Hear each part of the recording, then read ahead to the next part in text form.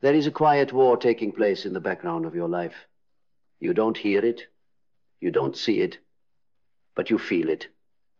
In the constant scrolling, in the hours lost to distractions you don't remember, in the subtle erosion of your soul every time you silence that voice, the one that calls you to become more. The tragedy is not that we are weak. It is that we have been trained to run from the very power that would liberate us. You cannot save the world while you're addicted to escapes. No man who is enslaved to his compulsions can liberate another. No woman who numbs her truth can awaken the truth in someone else. We have been fooled into believing that comfort is peace, that pleasure is purpose, that freedom is the ability to avoid pain. But what if the opposite is true? What if your soul is not at war with pain, but with numbness? What if the world doesn't need your opinions or your perfect image or your high-functioning mask, but the raw, unfiltered, resurrected you that you buried underneath 10,000 digital escapes? Carl Jung once wrote, "People will do anything, no matter how absurd, to avoid facing their own souls." And now we live in the age of absurdity. We've built an empire of distraction so vast it has become a substitute for identity. We do not know who we are, we only know how we scroll. We do not sit with ourselves, we swipe ourselves away. What began as leisure has mutated into anesthesia. And so we bleed purpose by 1,000 tiny cuts and call it a normal life. But there is nothing normal about dying with your power locked inside you. There's nothing normal about betraying your mission to maintain the illusion of calm. You were not built to be a domesticated algorithm. You were made to remember, to burn, to stand with unshakable truths in a world that sedates itself with shadows. And that kind of strength, it can't come from the surface. It can't come from more dopamine. It can't come from distractions dressed up as healing. It comes from descent into the darkness you've been running from. Psyphoria. The intoxication of psychological escape. It is a drug of the modern soul. The invisible chain that binds the visionary to a couch, the warrior to comfort, the healer to self-neglect. Do you understand how dangerous a person becomes when they finally stop numbing? When they no longer require validation from illusions? When they sit in silence and face the beast within, not to slay it, but to integrate it? Jung called this holding the tension of the opposites, the sacred art of facing your contradictions without flinching, not suppressing the shadow, not performing the light, but standing in the storm of your soul until the mask dissolves and something ancient breaks through. This is the beginning of clarity, because clarity does not come through calm waters. It comes when the lies are ripped away, when your soul has had enough of being sedated, when your rage, your grief, your longing, all the parts you've shamed and shunned rise up and demand your attention. Do you feel it now? That unrest you've labeled anxiety, what if it's your soul trying to wake you up? What if the reason nothing satisfies you is because you're built for something beyond this hollow simulation? You see, the most dangerous addiction isn't to substances. It's to avoiding the inner work, to believing that you can save others while hiding from yourself, that you can speak truth while living a lie, that you can change the world without first burning through your own illusions. But no real transformation begins in the light. It begins in the dark, in that place where no one is watching, where no one applauds, where the only voice that matters is the one you've ignored the longest, your own, because that voice knows, it remembers who you were before the world programmed your escapes, before society told you to be polite instead of powerful, to fit in instead of wake up, to smile instead of speak truth. And now it whispers. You cannot save the world while you are still sedated by it. You cannot awaken others while your own soul sleeps. And so, the question is not, how do I help others? The question is, am I ready to die to who I've been pretending to be? Because the old you, the one addicted to hiding, to pleasing, to scrolling, to fitting in that version, has to die if anything real is to be born. The rebirth does not come gently.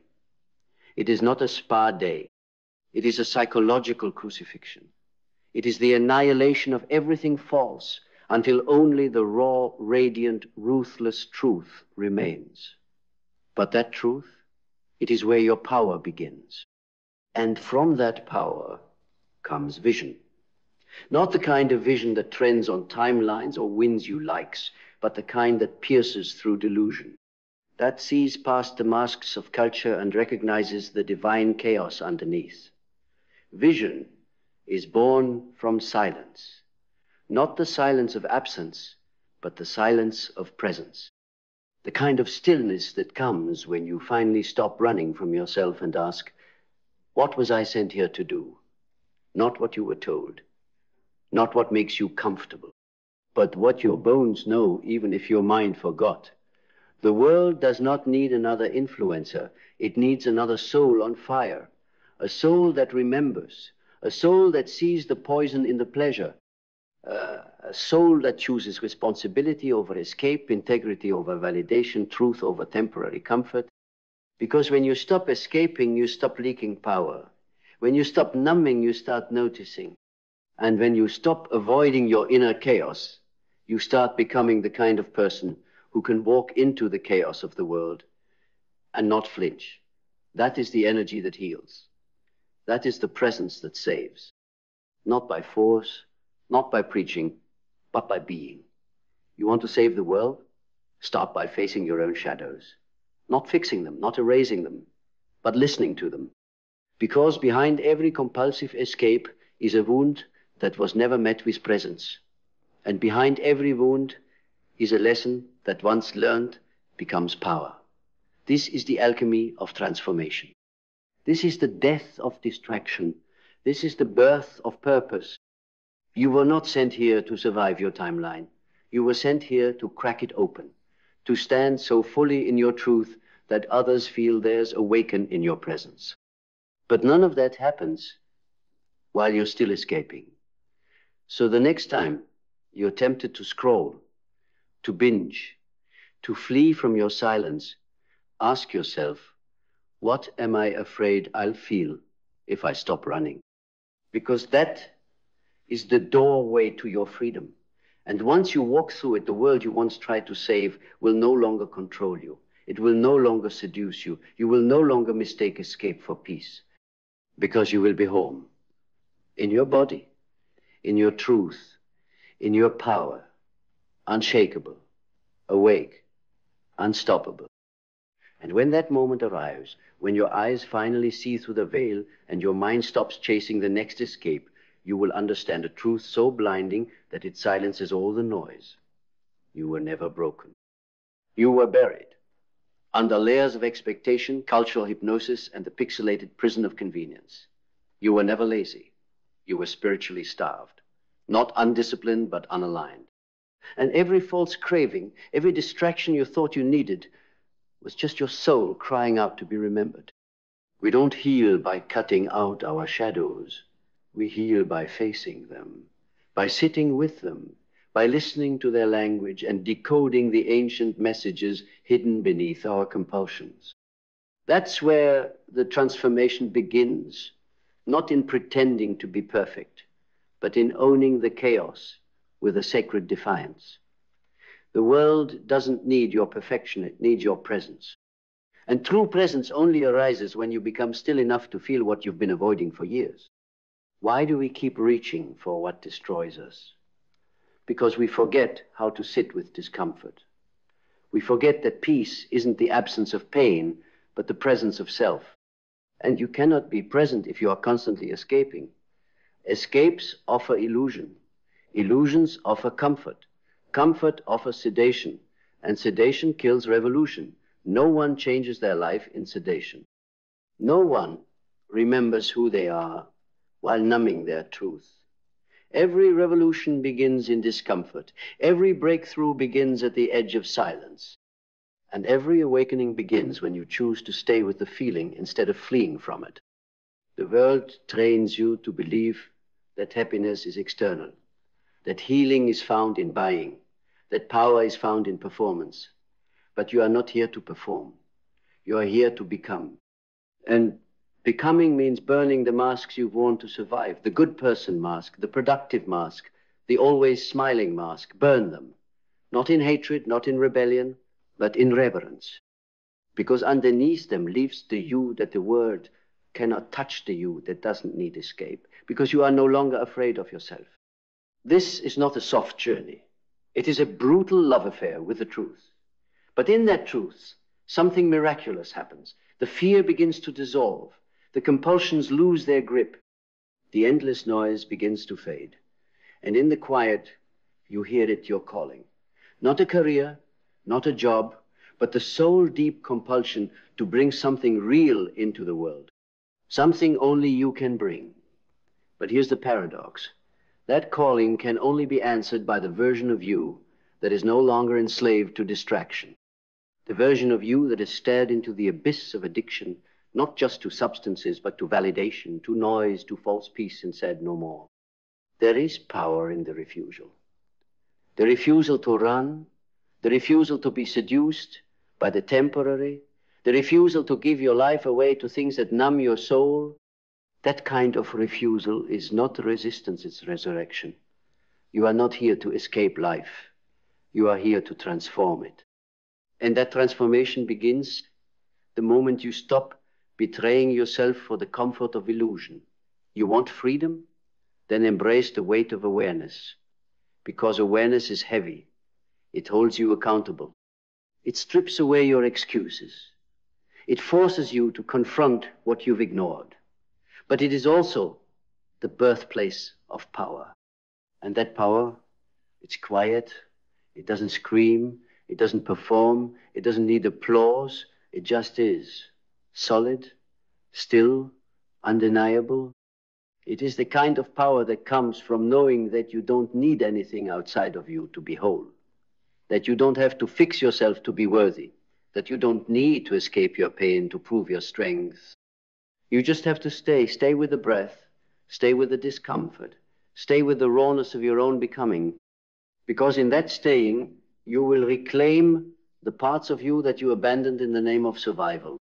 And once you are whole, you are dangerous. Not in the violent sense, but in the liberated sense. Dangerous to systems that profit from your insecurity. Dangerous to illusions that feed on your numbness. Dangerous to the cycles of mediocrity that collapse in the presence of someone who is fully awake. Because a liberated soul doesn't need to convince anyone of anything. They become the change. They don't seek validation, they embody truth. They don't chase the world, they anchor it. You are that anchor. But only if you return. Return to yourself, return to what you feel. Return to what you know in your bones, but forgot in your mind. The world is starving for realness. It doesn't need more noise. It needs presence. And presence cannot exist in a mind addicted to escape. So choose, not once, but every day. Choose truth over comfort, depth over distraction, clarity over chaos, discipline over dopamine, reality over illusion. Choose the you that doesn't need to run anymore. Because when you stop running, you remember. And when you remember, you rise. Not in ego, but in essence. And when that essence takes its place in the world, everything begins to change. Not because you forced it, but because you became it. And that is how you save the world. Not by escaping it, but by being the kind of soul it cannot corrupt. And once you become the kind of soul the world cannot corrupt, you stop needing to prove anything. You stop trying to convince others to wake up. You stop arguing with people still hypnotized by the very system you've escaped. Because you know now the fight is not out there. It never was. The battlefield was always within. Every moment you spent distracted, sedated, chasing false highs, those were not failures. They were fragments, clues. Each escape was pointing you back to the place you didn't want to go. Inside. Inside, where the noise can't hide you. Inside, where the truth doesn't bend. Inside, where every mask you've ever worn disintegrates under the light of awareness. That's why people run, not because they're weak, but because they feel that intensity. The raw, ruthless honesty of facing your real self. Not the version curated for approval. Not the version filtered for praise. The real self, wounded, wise, unfinished, and powerful beyond belief. But you can't carry that power while carrying your crutches. You must put them down, one by one, slowly, intentionally. And yes, it will feel like death. Because in a way, it is. It's the death of distraction as your protector.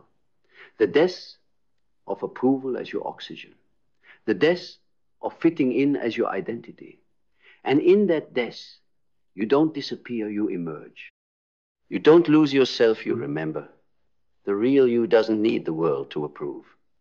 The real you doesn't need an escape plan. The real you doesn't flinch in silence.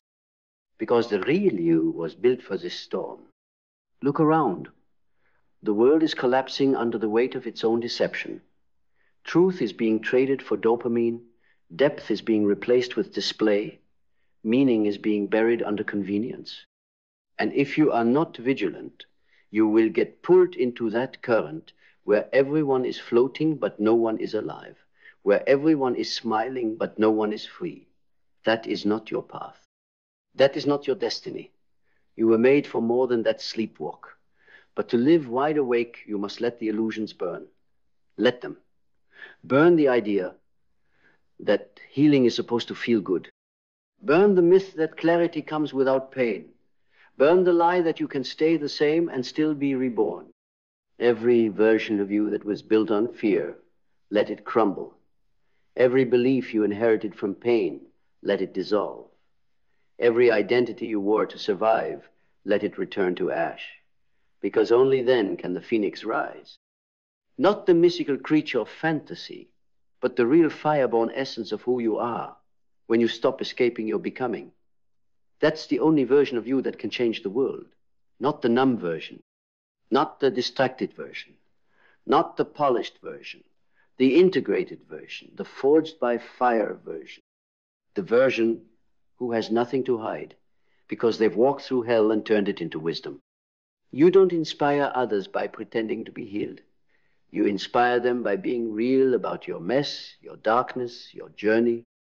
Because when you no longer run from those things, you carry a presence that heals on contact.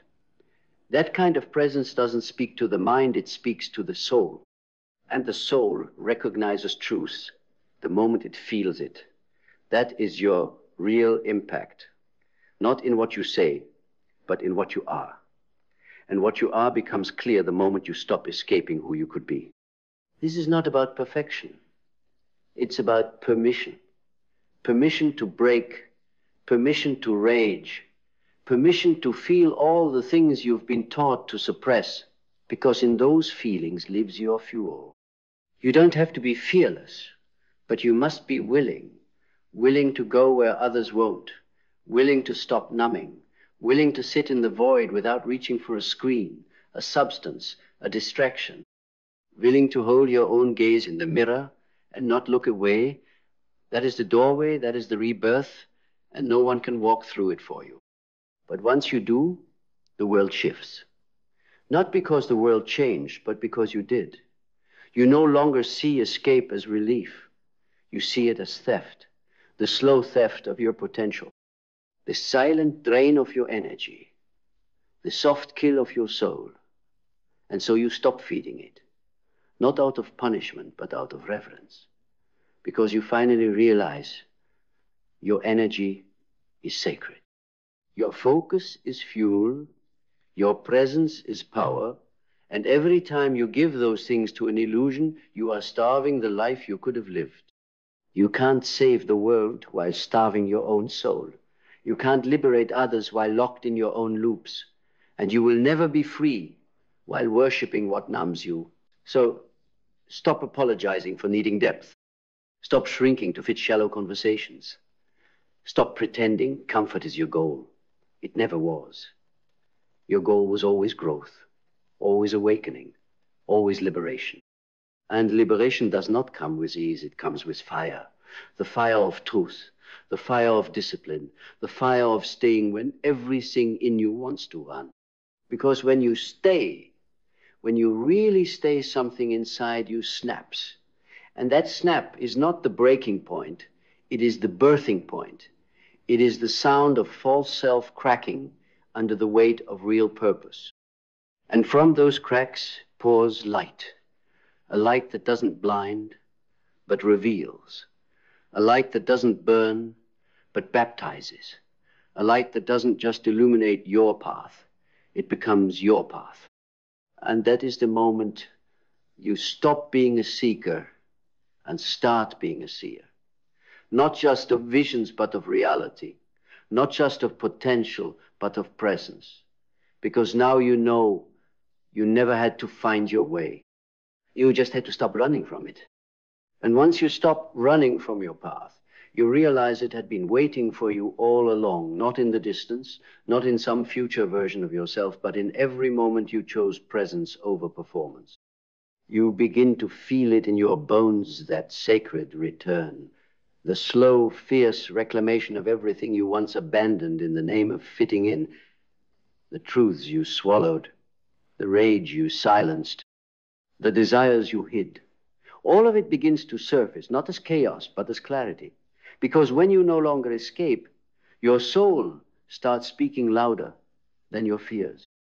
And when your soul speaks, the noise of the world becomes irrelevant. This is what true responsibility feels, like not duty to others, but duty to your own becoming, to live in a way that no longer betrays your inner world just to survive the outer one, to stop outsourcing your self-worth to algorithms, to stop numbing your intuition just because it demands a level of honesty you're not used to. That's the cost of awakening. It asks for your comfort and gives you your power. It strips away your distractions and replaces them with direction, and that direction will terrify you because it's not safe. It doesn't come with guarantees, but it's real, it's raw, it's yours. Every great awakening is preceded by a collapse, the collapse of who you thought you had to be, the collapse of identities that were never yours to begin with. And in that collapse, the temptation to escape becomes louder than ever. You'll want to run, to numb, to disappear back into the softness of sedation. But this time you don't. This time you breathe. You stay. You watch the false self fall apart. And instead of saving it, you let it die. Because now you know what dies was never the truth. What dies was never the source. What dies is the mask. And the moment the mask falls, the soul can finally exhale.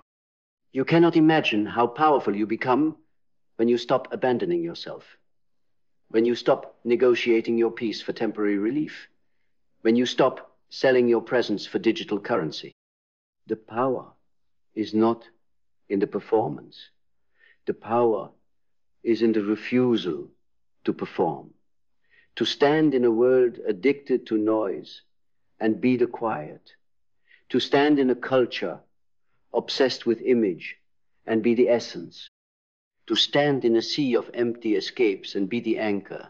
That is a rare kind of rebellion. And that rebellion begins the moment you declare, I will no longer flee from my own fire, because your fire is not your enemy. It is your forge. It burns what isn't real. It destroys what no longer serves. It purifies what was polluted by false narratives. And when you walk through that fire, when you face the discomfort, the shame, the cravings, the fears, you come out on the other side, not as a version of someone else's dream, but as the embodied truth of your own. You are no longer chasing alignment. You are alignment. You are no longer searching for peace. You are peace. Not because it was handed to you, but because you earned it.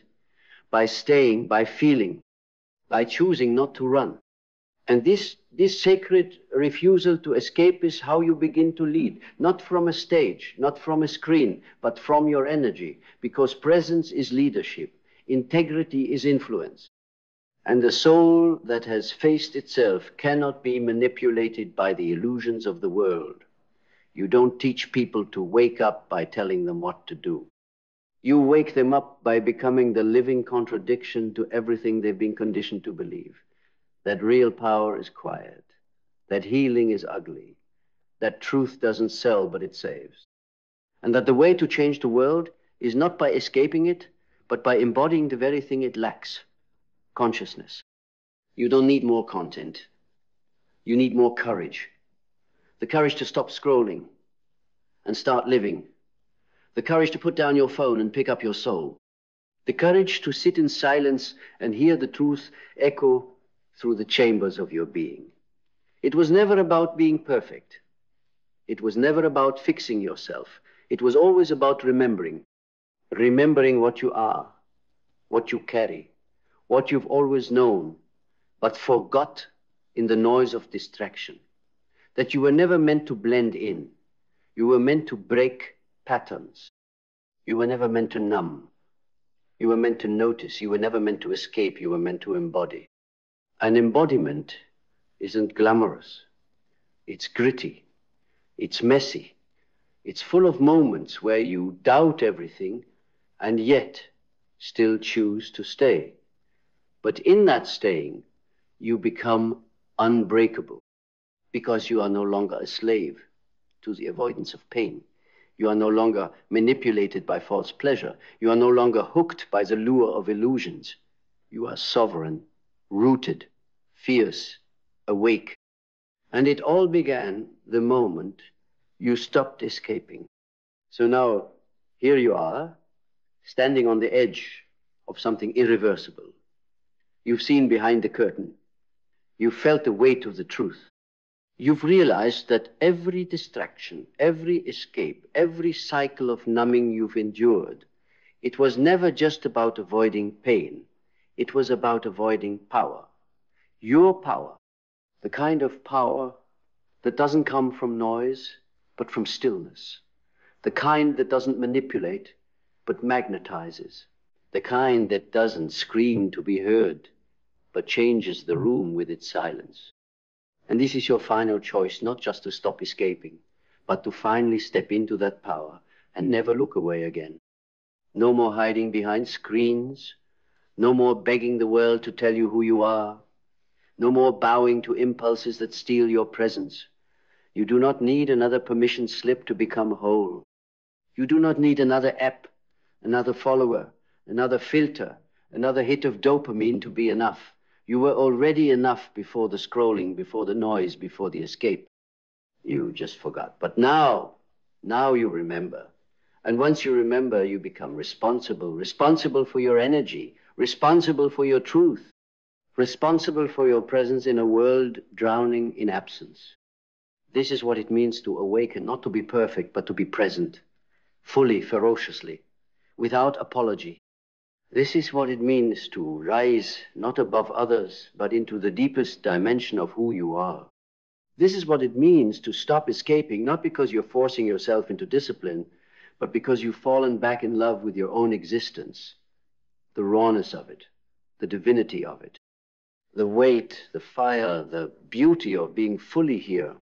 So, from this moment forward, you choose, not once, not twice, but in every breath, in every silence, in every craving that comes to pull you back, you choose truth. You choose stillness. You choose presence. Not because it's easy, but because it's everything. This is your revolution, quiet, eternal, unshakable. And now, you don't just remember who you are, you embody it. Because you were never here to escape the world. You were here to awaken it.